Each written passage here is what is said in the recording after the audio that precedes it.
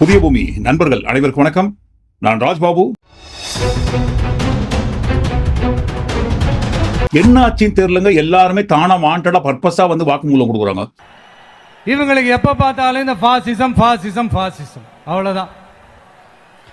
ஒற்றுமையா இருக்கிற நம்ம மக்கள் மத்தியில் இந்த சிறுபான்மை பெரும்பான்மைன்னு ஒரு பிரிவினை பயத்தை காட்டி ஒரு ஃபுல் டைம் சீனை போடுறதே ஒரு வேலையா போச்சு. இல்ல நான் தெரியாம தான் கேட்கிறேன், அவங்க பாசிசம்னா நீங்க என்ன பாயாசமா? ஏற்கனவே ஜெயக்குமார் அவர்கள் இதை போல சொன்னாரு, யாரால தோத்தன்ட்டு. இவங்களோட கூட்டணி வச்சுதாங்க எங்க ஆட்சியை போச்சு. இல்லன்னா நான் ஜெயிச்சிருப்பேங்க. ராயபுரத்துல வந்து நல்லா தோக்குறாள். நான் மனந்திறந்து சொல்றேன், இதுவரை சொல்ல நீங்க கேள்வி கேட்டுதான் சொல்றேன். 25 வருஷம் முடிசூடா மன்னனா ராயபுரத்துல இருந்தேன். நானு தோல்வி என்பது அறியாதவனா இருந்தேன். நானு யாரால தோத்தேன்? பிஜேபியால தான் தோத்தேன். யாரால தோத்தேன்? பிஜேபியால தான் தோத்தேன். பிஜேபி இல்லனா நாளா நேரம் சட்டமன்றத்துக்கு போயிருக்க வேண்டிய ஆளு. பிஜேபி இருக்கிறதுனால என் தொகுதி ராயபுரத்துல 40,000 சிறுபான்மையின மக்கள், 40,000 ஓட்டு இஸ்லாமியர் கிறிஸ்தவர்கள். எம்எல்ஏ கோபம் கிடையாது, எம்எல்ஏ எந்த கோபம் கிடையாது.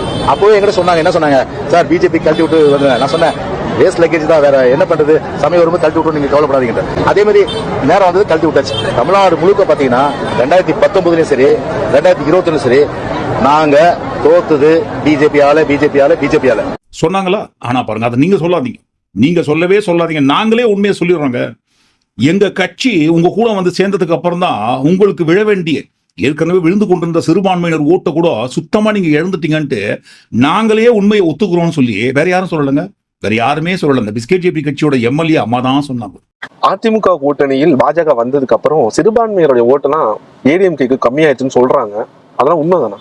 சில தொகுதிகள்ல வந்து இன்ஃபேக்ட் நீங்க ஒவ்வொரு தொகுதியை எடுத்து அனலைஸ் பண்ணீங்கன்னா, குறிப்பாக சிறுபான்மை மக்கள் அதிகமா இருக்கிற பகுதிகளில் அதிமுக முன்னாடி வாங்கின வாக்குகள் இப்ப வாங்கிட்டு இருக்க வாக்குகள் அது பிஜேபி கூட்டணியிலயோ இல்ல கூட்டணி இல்லாமையோ அப்படின்னு பார்க்கும்போது டெஃபினட்டா அந்த டிக்ளைன் இருக்கு. அதாவது அதிமுக கட்சி சொல்றதை அக்னாலேஜ் பண்ற வகையில, ஆமாங்க நீங்க எங்க கூட கூட்டணி வச்சதுக்கு அப்புறம் தான் உங்களுக்கு வந்து இந்த சிறுபான்மையினர் ஓட்டு கூட சுத்தமா நீங்க இழந்துட்டீங்கன்ட்டு, அதாவது ஆஃப்டர் பிஃபோர் இவங்க கூட கூட்டணி வைத்துக் கொண்டிருப்பதற்கு முன்பாக அதிமுக விழுந்த ஓட்டையும், இவங்க கூட கூட்டணி வந்து சேர்ந்ததற்கு அப்புறம் அதிமுக வந்து சிறுபான்மையினர் ஓட்டையும் கால்குலேட் பண்ணி தான் புள்ளி விவரத்தோட சொல்றேன். சும்மா போற போக்குல அடிச்சு விடலன்ட்டு, குறிமலை மாதிரி நான் போற போக்குல அடிச்சு விடலன்றாங்க. என்னாச்சுன்னு தெரியலங்க, எப்படி ஒத்துக்கிறாங்க உண்மையை? அதுவும் பாருங்க, எலெக்ஷன் நெருங்கி வர போற டைம்ல. என்னென்றால் நான் கோயம்புத்தூர்லயே அதை பார்த்தேன். கோயம்புத்தூர்ல குறிப்பா பக்கத்துல தொண்டாமுத்தூர் தொகுதியில வந்து எஸ்பி வேலுமணி அண்ணன் வந்து அவரு இருந்த போது, அதாவது அதிமுக மட்டுமே தனியா போட்டியிடுகின்ற பொழுது, அல்லது ஈவன் என்னோட தொகுதியில அப்படி இருந்த போது இருக்கிறத விட அது வந்து குறைஞ்சிருக்கு அப்படிங்கறத புள்ளி விவரங்கள் சொல்லுது. இது ஏதோ நான் இல்ல, எங்க புள்ளி விவரத்தோட கணக்குல பார்த்துட்டு அது சொல்றது, அது ஒரு என்ன சொல்றது, அது ஒட்டுமொத்தமா வந்து இல்ல அப்படின்னு சொல்ல முடியாது. இப்ப பாருங்க, இந்த வீடியோ வைரல் இருக்கு. அதுவும் சொந்த கட்சியை சேர்ந்தவங்க எம்எல்ஏ, எங்க கூட நீங்க கூட்டணி வச்சதுக்கு அப்புறம் தான்ப்பா உங்களுக்கு விழுந்த அந்த சிறுபான்மையின ஓட்டு நீங்க இழந்துட்டீங்கன்ட்டு சொல்ற இந்த வீடியோ ஒரு பக்கம் வைரல் அனுப்பிட்டோம். சரி, எதற்காக இவங்க சிறுபான்மையினர் ஓட்டை இழக்கிறாங்க அதை நம்ம சொல்ல வேண்டிய அவசியமே கிடையாதுங்க. இந்த கரடியே காரி துப்புச்சின்னு சொல்லுவாங்க இல்லைங்களா? எந்த கரடிங்க? நாங்க தான் இப்போ உலகத்துக்கே ஒட்டுமொத்தமான கட்ட பஞ்சாயத்து ஹோல்சேல் லீடர்னு சொல்லியிருக்காங்க இல்லைங்களா அமெரிக்கா. அந்த அமெரிக்கா என்கின்ற கரடி தான் நம்ம ஜியோட ஒட்டுமொத்தமான ஆட்சியில நடந்த இந்த சிறுபான்மையினருக்கு எதிராக நடத்தப்பட்ட வன்முறைகளை பட்டியல் போட்டு அடுக்கியிருக்காங்க. அறிக்கை மூலமாகவே கொடுத்திருக்காங்க, ஆதாரபூர்வமாக. அப்படியெல்லாம் கிடையாது. நம்ம ஜியோட டியரஸ்ட் ஃப்ரெண்டுன்னு எப்பவுமே சொல்லிட்டு இருப்பாரு ட்ரம்ப். அது போன வாரம். இதற்கு முந்தின பேட்சில் ஆட்சியில் இருக்கும்போது டியரஸ்ட் ஃப்ரெண்டுன்னு சொல்லியிருந்தாரு. இப்பதான் பாருங்க எல்லாம் தலைகீழ மாறி போச்சு இல்லைங்களா? அதனால தான் பாருங்க ஃப்ரெண்ட்ஷிப் உட்பட எல்லாமே தலைகீழ மாறிடுச்சு. சரி, அமெரிக்கா என்னென்னு அறிக்கை கொடுத்துருக்காங்க அதைத்தான் இந்த காணொலிகளை ஒட்டுமொத்தமா பார்க்க போறோம். நண்பர்கள், அதற்கு முன்பாக சப்ஸ்கிரைப் யார் யார் பண்ணாம இருக்கீங்களோ புதிய பூமி நண்பர்கள் சப்ஸ்கிரைப் செய்து ஆதரவு தருமாறு கேட்டுக்கொண்டு இந்த காணொலிக்குள்ள போய், அமெரிக்கா வெளியிட்டிருக்கும் கண்டன அறிக்கை. உங்க நாட்டில் மத சுதந்திரம் என்பது ரொம்ப வேகமாக மிகவும் மோசமடைந்து கொண்டே வருகிறது. இது மிகவும் ரொம்ப கவலைக்குரிய விஷயமாக உங்க நாட்டில் இருக்கிறது என்று அமெரிக்கா இடைக்கால அறிக்கை ஒன்று வெளியிட்டிருக்கிறது. எந்த நாட்டை குறித்து உங்க நாட்டில் மத சுதந்திரம் ரொம்ப மோசமாகிட்டு இருக்க அமெரிக்கா அறிக்கை கொடுத்திருக்காங்க? ஒருவேளை இஸ்ரேல் வர்சஸ் பாலஸ்தீன் அந்த நாட்டில் இருக்குமோ? இல்ல ஈரானு இஸ்ரேலு லெபனானு ஒருத்தர் மாத்தி ஒருத்தர் அடிச்சுறாங்களே, அந்த மாதிரி நடக்கிற பிரச்சனையை குறித்து அந்த நாடுகளுக்கு இந்த மாதிரி அறிக்கை கொடுத்திருப்பாங்களோ? இருக்கலாம். அதை போன்ற நாடுகளுக்கு தான் இந்த மாதிரி எல்லாம் அறிக்கை, கண்டன அறிக்கை கொடுக்கறதுக்கு வாய்ப்பு இருக்குன்ட்டு இருக்கலாம், நினைக்கலாம்னு யோசிக்கலாம். ஆனால் அதான் கிடையாது. நம்ம நாட்டிலங்க இந்தியாவில் மத சுதந்திரம் வேகமாக மோசமடைந்து கவலைக்குரிய பாதையை நோக்கி செல்வதாக அமெரிக்க ஆணையமான CIRF கொடுத்திருக்கும் ஸ்பெஷல் அறிக்கை இந்த USCIRF என்பது சர்வதேச மத சுதந்திரத்திற்கான ஆணையம். US commission on international religious freedom report. இந்த ரிப்போர்ட் அவங்க கொடுக்கும்போது போற போக்குல ஏதோ செவி வழியாக வந்த செய்தியை வாங்கி ஓகேங்க அந்த நாட்டுக்கு வந்து கண்டனம் தெரிவிச்சிருக்கலாம் கொடுக்குற. அவங்க அதிகாரப்பூர்வமாக ஆதாரபூர்வமாக நம்ம நாட்டில் நடந்த பிரச்சனை குறித்து, மத ரீதியாக ஏற்படுத்திய பிரச்சனையை குறித்து லிஸ்ட் போட்டு தான் கொடுத்திருக்காங்க. அதிலும் குறிப்பாக நடந்து முடிந்த நாடாளுமன்ற தேர்தல் சமயத்தில் தலைவர்கள், கட்சி தலைவர்கள் பேசிய வெறுப்பு பேச்சுகள். இந்த வெறுப்பு பேச்சுகள் என்பது சாதாரணமானது கிடையாது. அது கிறிஸ்துவர்கள் மற்றும் இஸ்லாமியர்கள் மீது தாக்குதல்களை ஏற்படுத்த வழிவகுக்கும். ஃபர்ஸ்ட் அந்த ரிப்போர்ட்ல ஹைலைட் பண்ணி காட்டி இருக்கிறது தேர்தல் சமயத்தில் இவர்கள் தூண்டிய மத வெறுப்பு பேச்சுகளைத்தான். 2024 ஜனவரி மற்றும் மார்ச் மாதத்திற்கு இடையில் மட்டும் கிறிஸ்துவர்களுக்கு எதிராக நடத்தப்பட்ட வன்முறை சம்பவங்கள் மட்டும் 161. கிறிஸ்துவர்களுக்கு எதிராக நடத்தப்பட்ட அந்த 161 வன்முறை சம்பவங்களில் 47 மட்டும் சத்தீஸ்கர்ல நடந்திருக்கு. ஜூன் மற்றும் ஜூலை மாதம் உத்தரப்பிரதேச மாநிலத்தில் கட்டாய மதமாற்றம் செய்ததாக சொல்லி 20 கிறிஸ்துவர்களை கைது செஞ்சிருக்காங்க. இதெல்லாம் நாடாளுமன்ற தேர்தல் நடப்பதற்கு முன்பாக. அதே நாடாளுமன்ற தேர்தல் நடந்து முடிந்த பிறகு குறைந்தபட்சம் 28 தாக்குதல்கள் இஸ்லாமியர்களுக்கு எதிராக திட்டமிட்டு நடத்தப்பட்டுள்ளது. இப்படி கிறிஸ்தவ மற்றும் இஸ்லாமியர்களுக்கு எதிராக நடத்தப்படும் தாக்குதல்களாக இருக்கட்டும், உருவாக்குற வன்முறை பேச்சுகள் எல்லாவற்றுக்கும் மூல காரணமாக யாருன்ட்டு அந்த அறிக்கையில கொடுத்திருக்காங்க. சுட்டி காட்டியே, அதுவும் யாரை சுட்டி காட்டிருக்காங்க தெரியுங்களா அந்த அறிக்கையை? நம்ம ஜிஏ 2024 ஆண்டு நடந்து முடிந்த அந்த தேர்தல் சமயத்தின் போது ஏற்படுத்திய மத வெறுப்பு பேச்சுகள் கட்சி தலைவர்கள் அனைவரும் பேசுவதற்கு மிக மூல காரணமாக இருந்ததே நம்ம ஜிஏ. பிரதமர் மோடி அவர்களே ஏகப்பட்ட கருத்துக்களை மதத்திற்கு எதிராக சொல்லியிருக்காருன்னு சொல்லியிருக்காங்க. ஆமாங்க, இப்ப நம்ம கூட வெளியிடுகின்ற காணொலியில நம்ம நாட்டு பிரதமரை விட்டு கொடுக்க கூடாது. எந்த நாட்டை சேர்ந்தவங்களும் நம்ம நாட்டில் பிரதமரை குறித்து கேள்வி கேட்கலாம், நம்ம நாட்டில் இருக்கிறவங்க, அது நம்மளோட உரிமை. ஆனால் நம்ம நாட்டோட பிரதமரை வேற எந்த நாட்டை சேர்ந்தவங்களும் கேள்வி கேட்க விடக்கூடாது, விட மாட்டோம். ஆனால் அதே உணர்வுடன் இருக்கக்கூடிய அதே சமயத்தில் எல்லோருக்கும், நம்ம நாட்டில் உள்ள அனைவருக்கும், அனைத்து மதத்தினருக்கும் பொதுவாக இருக்க வேண்டிய, மிக முக்கியமாக பிரதமர் பதவியில் இருக்கிற அவரே ஒரு குறிப்பிட்ட மதத்தை வேண்டுமென்றே வாண்டடா பர்பஸா பொது வழியில பேசுறது தப்புன்றதே சுட்டி காட்டியிருக்கோம். அந்த அறிக்கையும் அதே போலதான் சுட்டி காட்டியிருக்கு. 2024 ஆண்டு நடந்து முடிந்த தேர்தல் சமயத்தில் ஏற்படுத்திய மத வெறுப்புணர்வு பேச்சுகளுக்கு மிக முக்கியமாக நம்ம ஜியோ இருந்திருக்காருன்னு சொல்லி, அதற்கு காரணம் என்னன்னா இந்த வீடியோ தான். और पहले जब उनकी सरकार थी उन्होंने कहा था कि देश की संपत्ति पर पहला अधिकार मुसलमानों का है, मुसलमानों का है, मुसलमानों का है. பாத்தீங்களா, அதிகமான பிள்ளை பெற்றுக் கொள்பவர்களுக்கு நம்ம நாட்டோட சொத்தை ஒட்டுமொத்தமா பங்கு போட்டு கொடுத்துருவாங்க. इसका मतलब ये संपत्ति इकट्ठी करके किसको बांटेंगे? जिनके ज्यादा बच्चे हैं उनको बांटेंगे. சட்டவிரோத குடியேற்றிகளுக்கு தான் நம்ம நாட்டோட சொத்துல அதிகப்படியான உரிமை இருக்குன்னு சொல்றாங்க காங்கிரஸ். घुसपैठियों को बांटेंगे, घुसपैठियों को बांटेंगे. क्या आपकी मेहनत की कमाई का पैसा घुसपैठियों को दिया जाएगा? घुसपैठियों को दिया जाएगा? आपको मंजूर है ये कांग्रेस का मैनिफेस्टो कह रहा है. இப்படி அதிகமான பிள்ளை பெற்றுக் கொள்பவர்களுக்கு நம்ம நாட்டோட சொத்தை கொடுப்பதோடு மட்டுமல்லாமல் இந்துக்களோட தாலியை கூட விட்டு வைக்க மாட்டாங்க. बहनों, ये आपका मंगलसूत्र भी बचने नहीं देंगे, मंगलसूत्र भी बचने नहीं देंगे, यहां तक जाएंगे मैं कहने. இந்துக்களோட கழுத்துல இருக்கிற தாலியை கூட விட்டு வைக்காம அதையும் புடுங்கி பறிச்சு சட்டவிரோத குடியேற்றிகளுக்கு அதிகமாக பிள்ளை பெற்றுக் கொள்பவர்களுக்கு கொடுத்துருவாங்கன்ட்டு நம்ம ஜிஏ தேர்தல் சமயத்துல பேசுறதுங்க. தேர்தல் சமயத்தில் மோடி அவர்கள் பேசிய இந்த பேச்சுக்கு கடுமையான கண்டனங்கள், நாடு முழுக்க எதிர்ப்புகள் வர ஆரம்பிச்சது. புகார்கள் ஆயிரக்கணக்கில் குவிய ஆரம்பிச்சது.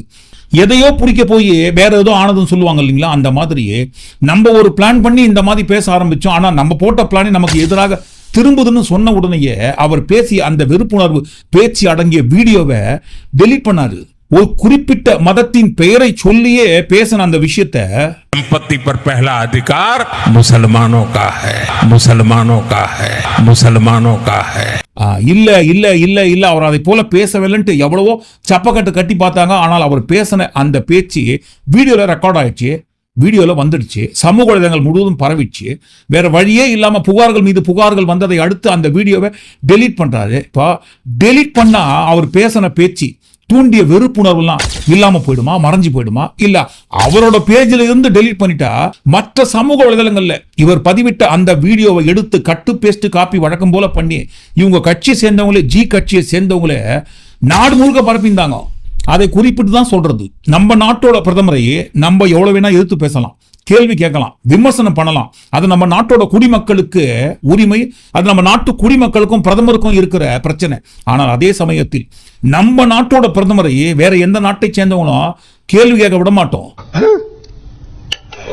இது ஏதோ ஊம குத்து மாதிரி இருக்க. ஊம குத்தேதான். அதுவும் நம்ம நாட்டோட குடிமக்களாகிய நமக்கு இருக்கிற உரிமை. அந்த உரிமையுடன் கலந்த உணர்வு இருக்கிற அதே சமயத்தில் அனைவருக்கும் பொதுவாக இருக்கக்கூடிய பிரதமரும் பொதுவாக இருக்கணும் இல்லைங்களா? அப்படி பொதுவாக இருக்கிற அந்த கோட்டை தாண்டி இப்படியெல்லாம் ஒரு குறிப்பிட்ட மதத்தை டார்கெட் பண்ணி பேசும்போது அடுத்த நாட்டுக்காரர் ஏதாவது இந்த மாதிரி அறிக்கை கொடுக்கும்போது, ஆமாங்க அநியாயமா எதுவும் கொடுக்குற மாதிரி தெரியலீங்களேங்க, நியாயமாகத்தானே இருக்குன்னு ஒரு பக்கம் கேட்க தோணும். ஆதாரம் இல்லாத ஏதாவது ஒரு விஷயத்த போற போக்குல வாண்டடா பர்பஸா கிரியேட் பண்ணி நம்ம நாட்டு மேல பழிய போட்டு இந்த மாதிரி வேற நாட்டை சேர்ந்தவங்க அறிக்கை கொடுத்தாங்கன்னா தாராளமா கேட்கலாம். இதுக்கெல்லாம் ஆதாரம் இருக்கான்னு சொல்லி ஆதாரபூர்வமாக நம்ம ஜி பேசின விஷயத்தையும் சேர்த்து கோட் பண்ணி தானே இந்த ஸ்பெஷல் ரிப்போர்ட்டே கொடுத்துருக்காங்க. நம்ம ஜி பேசின விஷயத்தை மட்டுமா கோட் பண்ணியிருக்காங்க அந்த அறிக்கையில? அமித்ஷா அவர்கள் பேசின விஷயம் தேர்தல் சமயத்தின் போது 3 விஷயம் தேர்தல் சமயத்தில் அமித்ஷா அவர்கள் பேசிய விஷயத்தை சொல்லியிருக்காங்க. இந்து மதத்தை எதிர்க்கட்சிகள் அழித்துவிடும். 2வது, இந்து மதத்தை எதிர்க்கட்சிகள் அழித்துவிடும். 3வது, இந்து மதத்தை எதிர்க்கட்சிகள் அழித்துவிடும். இதைத்தான் தேர்தல் சமயத்தின் போது போற எல்லா இடத்துலையும் தாரக மந்திரமாக உபயோகப்படுத்தியிருக்காங்க மோடி அவர்களும் அமித்ஷா அவர்களும். மேலும் அவங்களுக்கெல்லாம் ஓட்டு போட்டுறாதீங்க, அந்த கட்சியை சேர்ந்தவங்களுக்கெல்லாம் ஓட்டு போட்டு அவங்களை ஜெயிக்க வச்சு ஆட்சி அதிகாரத்தில் உட்கார வச்சிங்கன்னா ஷரியா சட்டத்தை உள்ள கொண்டு வந்துருவாங்க. கடந்த மார்ச் மாதம் அன்று நம்ம இந்தியாவிற்கு வருகை தந்த ஐநா குழு ஒன்று இதே மாதிரி தான் வருத்தம் தெரிவிச்சாங்க. நம்ம நாட்டில் மத சிறுபான்மையினருக்கு எதிராக நடக்கிற வன்முறை மற்றும் வெறுப்பு குற்றங்கள் அதிகரித்து வருவதென்று அதையும் சேர்த்தே கூட்டி கழிச்சு இந்த அறிக்கையில கொடுத்திருக்காங்க, சொல்லியிருக்காங்க. ஐநா குழு கொடுத்த ரிப்போர்ட்டையும் சேர்த்துதான். ராமர் கோவில் திறந்த அந்த சமயத்துல கூட நம்ம ஜியோட கட்சி, எந்த கட்சிங்க? பாஜக. அந்த கட்சியை சேர்ந்த நிறைய எம்எல்ஏக்கள், அதிலும் குறிப்பாக நிதேஷ் ராணே மற்றும் கீதா ஜெயின் என்பவர் ராமர் கோவில் திறக்கப்பட்ட அந்த சமயத்தில் மும்பையில் இந்த எம்எல்ஏக்கள் பேசின வெறுப்புணர்வு பேச்சு தான் இஸ்லாமியர்களுக்கு எதிராக நடத்தப்பட்ட தாக்குதலுக்கு மூல காரணமாக இருந்தது. மத்திய அரசு கொண்டு வருகின்ற புதிய சட்டம் அல்லது ஏற்கனவே இருக்கிற சட்டத்தில் திருத்தம், இது எல்லாமே ஒரு குறிப்பிட்ட மதத்தினருக்கு எதிராக உருவாக்கப்படுவதை போலவே இருக்கிறது. உதாரணத்திற்கு வக்பு வாரிய சட்ட திருத்த மசோதா 2024 வக்பு வாரிய சட்ட திருத்த மசோதாவில் புதிய விதிகள் அனைத்துமே ஒரு சமூகத்தின் உரிமைகளை பறிக்கிற வகையில் இருக்கும். மதம் மாற்ற எதிர்ப்பு சட்டங்கள், பசுவதை சட்டங்கள், பயங்கரவாத எதிர்ப்பு சட்டங்கள் போன்ற பாரபட்சமான சட்டங்களை செயல்படுத்துவதன் மூலம் இந்திய அரசாங்கம் தொடர்ந்து சிறுபான்மையினரை அடக்கி ஒடுக்கி வருகிறது என்றும் இந்த அறிக்கையில தெள்ள தெளிவா குறிப்பிட்டிருக்காங்க. இப்படி ஆதாரபூர்வமாக ஒவ்வொரு சமயத்தில் அவங்க கட்சியை சேர்ந்த எம்எல்ஏக்கள் இருந்து நம்ம ஜில இருந்து அமித்ஷா அவர்கள் வரைக்கும் மத விருப்புணர்வு பேச்சு தூண்டியதை பட்டியல் போட்டு கொடுக்கப்பட்ட இந்த ஸ்பெஷல் ரிப்போர்ட்டை செல்லாது நாங்க எடுத்துக்க மாட்டோம். நாங்க எங்க எடுத்துக்கணும்? இதெல்லாம் சும்மா யார் சொல்றதுங்க சும்மான்ட்டு? Ministry of external home affairs, வெளியுறவுத்துறை, இந்த அறிக்கைலாம் சும்மாங்க. அந்த USCIRF என்பது அரசியல் ரீதியாக செயல்படுகின்ற ஒரு அமைப்பு. அவங்க கொடுக்குற அறிக்கையில நாங்க ஏத்துக்க மாட்டோம். அதெல்லாம் சும்மா. அதெல்லாம் இப்போ போற போக்குல உண்மையிலேயே வேற ஏதாவது ஒரு நாடு நம்ம நாட்டின் மீதோ அல்லது வேற எந்த நாட்டின் மீதோ எந்த நாடாவது சேற்றை வாரி வீசுறாங்கன்னு சொல்லும் போது கண்டிப்பா தவறு. ஆனால் ஆதாரபூர்வமாக அதிகாரப்பூர்வமாக எந்தெந்த சம்பவத்தை எந்தெந்த சமயத்தில் எப்படி ஏற்படுத்தினாங்கன்று லிஸ்ட் போட்டு தான் அந்த ரிப்போர்ட்டை கொடுத்துருக்காங்க. அந்த ரிப்போர்ட் கொடுக்கப்பட்ட அந்த ரிப்போர்ட் அரசியல் உள்நோக்கத்திற்காகவே, அரசியல் காரணத்திற்காக செயல்படுகின்ற அந்த அமைப்பு இந்த மாதிரி ரிப்போர்ட் தான் கொடுப்பாங்கன்னு சொல்லும்போது, அப்போ மத வெறுப்புணர்வு பேச்செல்லாம் தூண்டியது நாட்டோட வளர்ச்சிக்காகவா? ஏன்னா USCIRF என்கின்ற அந்த அமெரிக்க ஆணையம் அரசியல் உள்நோக்கத்தோட செயல்படுதுன்னு சொல்ற பட்சத்துல நம்மளும் அரசியல் உள்நோக்கத்துக்காக தானே மத வெறுப்புணர்வு பேச்சு தூண்டுறோம். ஓட்டு வாங்கி பதவி ஆட்சி அதிகாரத்தில் உட்காரணும்ட்டு ஒரு குறிப்பிட்ட மதத்தை டார்கெட் பண்ணி, ஒரு பொறுப்பான பதவியில் இருக்கிற மிக முக்கியமானவரே ஒரு குறிப்பிட்ட மதத்தை டார்கெட் பண்ணி பொதுமக்கள் மத்தியில் பேசுறாங்கன்னு சொல்லும் போது அது என்ன நோக்கங்க? அது என்ன உள்நோக்கங்க? அரசியல் தானே. संपत्ति पर पहला अधिकार मुसलमानों का है. அரசியல் நோக்கத்திற்காகவே, அரசியல் நோக்கத்தோடவே மத உணர்வை தூண்டிய உங்களுக்கு நாங்க கொடுக்கிற இந்த அறிக்கை உங்க கண்ணுக்கு அரசியல் நோக்கம் என்று தெரிந்தால் தாராளமா நீங்க வச்சுக்கங்க. அது தப்பு கிடையாதுன்னு நாங்க சொல்லுங்க. நாங்க ஏன் சொல்ல போறோம்? யுஎஸ்சிஆர்எஃப் சொல்லுவாங்க இல்லைங்களா, அவங்க சொல்றதுலயும் ஒரு அர்த்தம் இருக்கு இல்லைங்களா. ஏன்னா தேர்தல் சமயத்துல தூண்டிய தூண்டுதல்கள் கூட இருக்கட்டும், இப்பவே லிஸ்ட் எடுத்து விட்டா போயிட்டே இருக்குமே. மதத்திற்கு எதிராகவே இவங்க செய்யற செயல்கள் எல்லாமே. சிவராத்திரி வட மாநிலங்கள் பக்கம் அது ரொம்ப பிரபலமானது. மத்திய பிரதேசத்துல அந்த சிவராத்திரியை முன்னிட்டு அமைக்கப்படுகின்ற கார்பா என்கின்ற பந்தல், அந்த கார்பா பந்தலுக்குள்ள என்ட்ரி ஆகணும்னு சொன்னா கோமியம் குடிச்சிட்டு தான் என்ட்ரி ஆகணும். ஒருவேளை எனக்கு கோமியம் பிடிக்காதுங்க, என்னால குடிக்க முடியாதுன்னு சொன்னா அந்த கார்பா பந்தலுக்குள்ள கோமியம் குடிக்காதவங்க என்ட்ரி ஆக முடியாதுன்ட்டு நம்ம ஜியோட கட்சியை சேர்ந்த சிந்து வர்மா என்பவர் மகாராஷ்டிரா மாநிலத்தில் கொடுத்த ஸ்டேட்மெண்ட்டுங்க. உண்மையான இந்துக்கள், அந்த வார்த்தையை தான் நம்ம பார்க்கணும். உண்மையான இந்துக்கள் யாருமே இதை எதிர்க்க மாட்டாங்க. உண்மையான இந்துக்கள் யாருமே கோமியம் குடிக்க மாட்டேன்னு சொல்ல மாட்டாங்க. எவ்வளவு கொடுத்தாலும் குடிச்சினே இருப்பாங்க. அப்படி குடிக்கக்கூடியவங்க எல்லாருமே தாராளமா உள்ள வரலாம். குடிக்காதவங்க கார்பா பந்தலுக்குள்ள வர முடியாது. சரி, எதுக்காகங்க தேவையில்லாம இந்த மாதிரி ஒரு ஏற்பாடு பண்றீங்கன்னு சொன்னா வேற்று மதத்தை சார்ந்தவங்க யாருமே கார்பா பந்தலுக்குள்ள வந்துடக்கூடாது இல்லைங்களா. அதுக்காக தான் இந்த ரெஸ்ட்ரிகேஷன்ஸ் எல்லாம். அப்ப வேற்று மதத்தை சார்ந்தவங்க யாரும் கார்பா பந்தலுக்குள்ள வந்துடக்கூடாதுன்ட்டு கோமியம் குடிக்கிற இந்த சிஸ்டத்தை கொண்டு வந்திருக்காங்க. சரி, இந்து மதத்துல இருக்கிற எல்லாருமே கோமியம் குடிக்கிறது ரெடியா இருக்காங்களா? உதாரணத்துக்கு 100 பேர் இருக்காங்கன்னு சொல்லும் போது அந்த 100ல 10 பேர் 25% குடிப்பாங்கன்னு வச்சுக்கோமே. பாக்கி 75% குடிக்காதவங்க இந்துக்கள் கிடையாதா? அப்படி குடிக்காதவங்க அந்த கார்பா பந்தலுக்குள்ள போக முடியாது இல்லைங்களா. இந்த மாதிரி ஒரு மோசமான மதவெறி சிஸ்டத்தை கொண்டு வர இந்த இடத்துல கூட பாருங்க, உண்மையான இந்துக்கள் வேற்று மதத்தை சேர்ந்தவங்க யாரும் உள்ள வந்துடக்கூடாது. இதுக்கு பேர்லாம் என்னங்க? திருப்பதி லட்டு, அந்த லட்டு விவகாரத்தில் ஏற்பட்ட பிரச்சனையை அதிகாரப்பூர்வமாக ஆதாரப்பூர்வமாக அணுகாமல் அந்த ஸ்டேட்டோட சீஃப் மினிஸ்டர் சந்திரபாபு அவர்களே டக்குன்னு என்ன பண்ணாரு, மக்கள் மத்தியில దేవుని దగ్గర పెట్టే ప్రసాదం అపవిత్రం చేసే విధంగా నాసి రకమైన ఇంగ్రీడియంట్సే కాకుండా ఎనిమల్ ఫ్యాట్ కూడా వాడారని எந்த ஒரு எவிடன்ஸுமே இல்லாம விசாரித்து நிரூபிக்கப்படாத விஷயத்தை தேவரு பிரசாதத்துல கூட அனிமல் ஃபேட்டை கலப்பாங்க கீக்கு பதிலான்னு சொல்ற அந்த விஷயம் எதுங்க? மத உணர்வை தூண்டுறது. இதற்கு முன்பாக ஆந்திரா முதல்வராக இருந்தவர் ஜெகன்மோகன் அவர்கள். அவர் யாருங்க? கிறிஸ்துவர். சோ கிறிஸ்துவர் ஆட்சியில் இருந்த காரணத்திற்காக ஹிந்துக்கு சொந்தமான அந்த திருப்பதி கோவில்ல இந்த மாதிரி புனிதம் கெடும் வகையில பண்ணிட்டாருன்ட்டு எதை தூண்டுறாங்க? மத உணர்வை.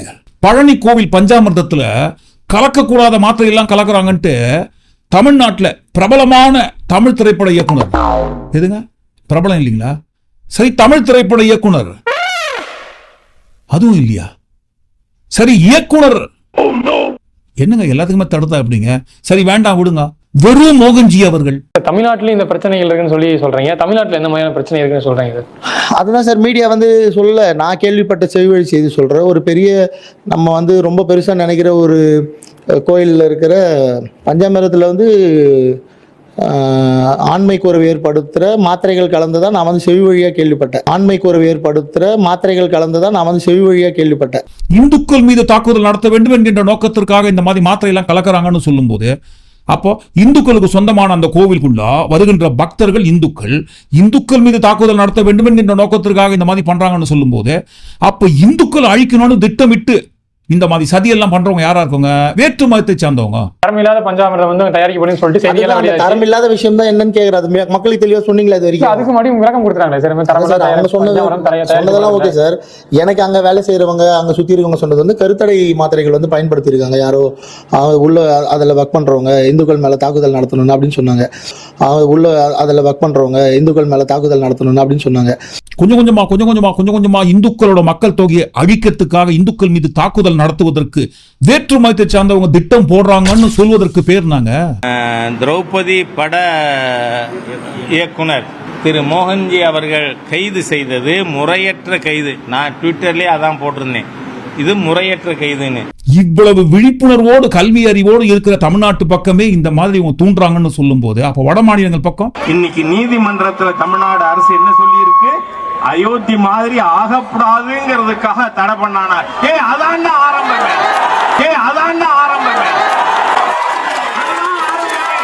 அயோத்திக்கு முருகப்பெருமானுடைய முதல் படை வீட்டிலே துவங்குகிறது.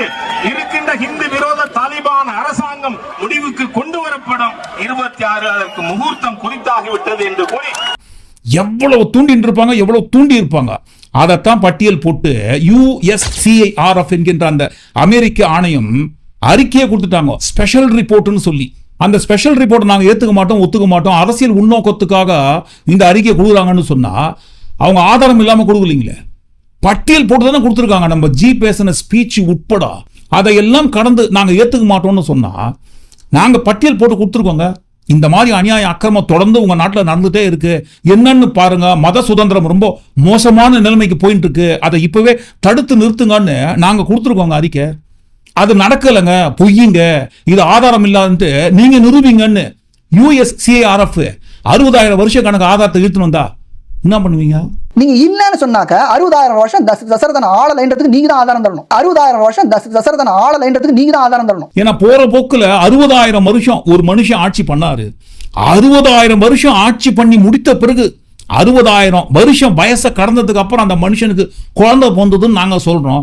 இல்லைன்னு சொன்னா நீங்க தான் நிரூபிக்கணும் 60,000 வருஷம் அந்த மனுஷன் ஆட்சி பண்ணலன்னு சொல்லும் போது, அப்ப இந்த ஒரு வருஷத்துல அதிலும் கடந்த சில மாதங்களுக்குள்ளாக நடந்த அக்கிரமத்தை நாங்க பட்டியல் போட்டு கொடுத்துருக்கோம். இல்லைன்னு சொன்னா நீங்க தான் நிரூபிக்கணும்ட்டு USCIRF சொன்னா என்ன பண்ணுவீங்கன்னு கேட்குறோம். இதுக்கே எப்படின்னா மற்றதுக்கெல்லாம் எப்படிங்க? இப்போ நம்ம நாட்டில் குறிப்பிட்ட மதத்தினருக்கு எதிராக இப்படி பிரச்சனை எல்லாம் தூண்டி விடுறோம் அரசியல் உள்நோக்கத்தோட, அரசியல் காரணங்களுக்காக. இப்போ இதே மாதிரி பெரும்பான்மையாக இருக்கிற மற்ற நாடுகளில் இருக்கிற மதத்தை சேர்ந்தவங்க எல்லாம் ஏங்க நீங்க ஏங்க இங்க இருக்கிறீங்க, நீங்க ஏன் வரீங்க, இது எங்க நாடு, எங்களுக்கே சொந்தமானது, நீங்கெல்லாம் இங்க இருக்கக்கூடாது, இருந்தீங்கன்னா உங்களுக்கு எதிராக நாங்க பிரச்சனையை தூண்டி விட்டுனே இருப்போம்ட்டு மற்ற நாடுகளை சேர்ந்தவங்க எல்லாம் கிளம்பினாங்கன்னா என்ன ஆகுங்க? யாராவது ஒருத்தராவது எந்த நாட்டிலேயாவது ஒருத்தர் மாத்தி ஒருத்தர் இந்த மாதிரி எல்லாருக்கும் எதிராக பிரச்சனையை தூண்டி கேள்வி எழுப்பினா நிம்மதியா இருக்க முடியுமாங்க? அந்தந்த நாட்டில் அந்தந்த மக்கள் நிம்மதியாக இருந்த மக்கள் அந்த நாட்டோட ஆட்சியாளர்களின் குறிப்பிட்ட ஆட்சியாளர்களின் அதிகார வெறிக்காக தூண்டிவிட்ட தூண்டுதல் தான் இன்றைக்கு 10 என்ஜின் இருக்கு நிறைய இடங்கள்ல. அது இஸ்ரேலா இருக்கட்டும், பாலஸ்தீனா இருக்கட்டும், ஈரானா இருக்கட்டும், லெபனானா இருக்கட்டும், போருக்கு பயந்து நிம்மதியை இழந்து சொந்த நாட்டில் வாழ்ந்து கொண்டிருந்த அந்த நாட்டோட சொந்த மக்கள் போவதுக்கு வழி இல்லாம பார்டரை தாண்டி போய் நிறைய இடங்கள்லாம் அவங்க தடுத்து வச்சிருக்கிறாங்க, உள்ள வரக்கூடாது, வெளியே போங்கன்னு சொல்லி. இதுக்கெல்லாம் காரணம் எதுங்க? ஆட்சியாளர்களோட அதிகார வெறி. அந்த வெறி அளவுக்கு அதிகமாக ஆகும்போது கண்டிப்பா யாரையாவது ஒருத்தர் கேள்வி கேட்டுதான் ஆகணும். அப்படி கேள்வி கேட்கறது தப்பு, அரசியல் உள்நோக்கம்னு சொன்னா இல்லைன்னு ஆதாரபூர்வமா நீங்க நிரூபிச்சுட்டு போங்க, தப்பு கிடையாதுங்களே. அமெரிக்கா நாடு நம்ம ஓஹோன்னு பாராட்டுது. எப்போ பாராட்டினாங்க, எதுக்காக பாராட்டினாங்கன்னு தெரியாது, பாராட்டுதுன்னு சொல்றாங்க. அப்படி பாராட்டினா மட்டும் வாங்கி பாக்கெட்ல போட்டுக்க வேண்டியது. ஏதாவது பிரச்சனை கொடுத்து கேள்வி கேட்டா மட்டும் ஐயோ அரசியல் உள்நோக்கம் வந்துருச்சு. அதுக்கு தான் சொல்றது, அமெரிக்கா எங்கெங்கெல்லாம் யார் யாருக்கெல்லாம் ஆதரவு கொடுக்குறாங்களோ, உதாரணத்துக்கு இஸ்ரேலுக்கு அமெரிக்கா ஆதரவு கொடுக்குறாங்களா, ஆமா சரியோ தப்போ அவங்க கொடுத்துட்டாங்களா, நம்மளும் கொடுத்துருவோன்ட்டு அவங்க பின்னாடியே போனா கடைசியில அது நம்மளுக்கும் சேர்த்தான் வரும். இப்ப புரியுதுங்களா? எதற்காக கரடியே காரி துப்புன காமெடியை ஞாபகப்படுத்தணும்னு சொல்லி நீங்க என்ன நினைக்கிறீங்க? ஒட்டுமொத்தமா எல்லாத்தையும் கூட்டி கட்சி இந்த காணொலிக்குள்ள வந்த எல்லா விஷயத்தை குறித்து நீங்க என்ன நினைக்கிறீங்க அப்படின்னு உங்களுக்கு கருத்துக்களை நீங்க கண்டிப்பா பதிவு பண்ணுங்க. மீண்டும் இன்னொரு காணொலி நாம் சந்திப்போம். நன்றி, வணக்கம்.